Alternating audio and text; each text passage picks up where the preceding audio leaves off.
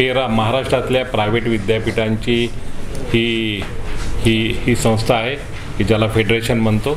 हे आपल्याला माहिती गेले 5-6 वर्ष या संस्थेच्या माध्यमातून या सगळ्या प्रायव्हेट विद्यापीठांचे जे विषय आहेत, वेगवेगळे ॲडमिशनचा विषय असो, आमच्या ॲक्टमधल्या काही प्रोव्हिजन असो, आणखीन काही शासनाची आमचा डायलॉग करायचा असो, ॲकॅडमिक डेव्हलपमेंट सगळ्या विद्यापीठांची व्हावी, याच्यासाठी गेले 6 वर्ष ही पेरा संस्था ही कार्यरत आहे। प्रत्येक वर्षी आम्ही मुलांच्या की ज्यांनी CET दिलेली नाही अशा मुलांसाठी आम्ही परीक्षा घेतो। आम्हाला राज्य सरकारने तशी परवानगी दिलेली आहे आणि ती CET देऊन आम्ही डिक्लेअर करतो। वर्षातून 3 CET होतात ॲडमिशन पिरियडमध्ये आणि त्याप्रमाणे यावर्षीची पहिली CET ही 23, 24 आणि 25 मेला आहे आणि ह्याचा निकाल आम्ही 30 मेला लावणार आहे। अशाच प्रकारची CET परत एकदा जूनच्या एंडला किंवा जुलैच्या पहिल्या आठवड्यात होईल, ऑगस्टच्या पहिल्या आठवड्यात होईल किंवा जुलैच्या शेवटी होईल।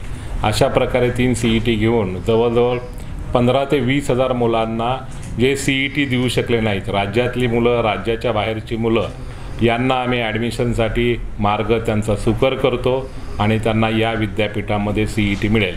पेरामध्ये आता 25 विद्यापीठं आहेत, प्रायव्हेट विद्यापीठं। आपल्याला मी सगळ्यांची नावं घेत नाहीत, पण जी प्रामुख्याने फक्त 2-4 विद्यापीठं जी काही यादी आहे त्यातले 4-1 विद्यापीठं आमचे मेंबर नाहीत, बाकी सगळे 25 विद्यापीठं मेंबर आहेत। आणि ते सगळे मेंबर विद्यापीठं 20% की त्यांच्या विद्यापीठामध्ये ज्या जागा आहेत त्यातल्या 20% जागा पेराच्या CETवर मुलांना प्रवेश देतात। अशा प्रकारचं या CETचा हा पर्पज आहे। आपल्याला माहिती आहे ॲडमिशनमध्ये 10% इकॉनॉमिकल वीकर सेक्शनला जागा इथं राखीव ठेवलेल्या आहेत। त्या शासनाच्या नियमाप्रमाणे ओव्हर अँड अबोव आहेत। All India council for technical education आणि भारत सरकारच्या नियमानुसार ओव्हर अँड अबोव हा कोटा असतो आणि त्यांना 10% इकॉनॉमिकल वीकर सेक्शन की ज्यांचं उत्पन्न 8 लाखाच्या खाली आहे अशा मुलांना मेरिटवर आमच्या इथं प्रवेश दिला जातो। आमच्या इथं म्हणजे या सगळ्या प्रायव्हेट विद्यापीठामध्ये त्यांना द्यावा लागतो आणि ती विद्यापीठं देत आहेत।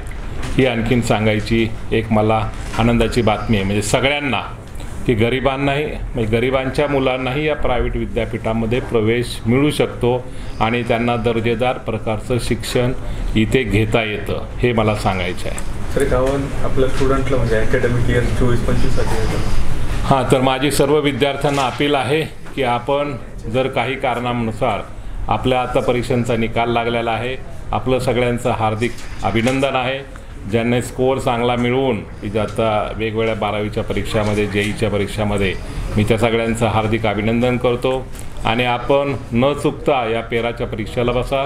आमच्या इथं 40% जागा JEEच्या बेसिसवर आहेत, 40% जागा महाराष्ट्र CETच्या बेसिसवर आहेत आणि 20% जागा पेरा CETच्या बेसिसवर आहेत। तर ह्या सर्व विद्यार्थ्यांना माझं आव्हान आहे, त्यांनी जास्तीत जास्त प्रमाणामध्ये पेराच्या परीक्षेला बसावं आणि या दर्जेदार ही जी विद्यापीठं आहेत, प्रायव्हेट विद्यापीठं, यांच्यामध्ये प्रवेशासाठी अर्ज करावे अशी विनंती आहे, सगळ्यांना अपील आहे।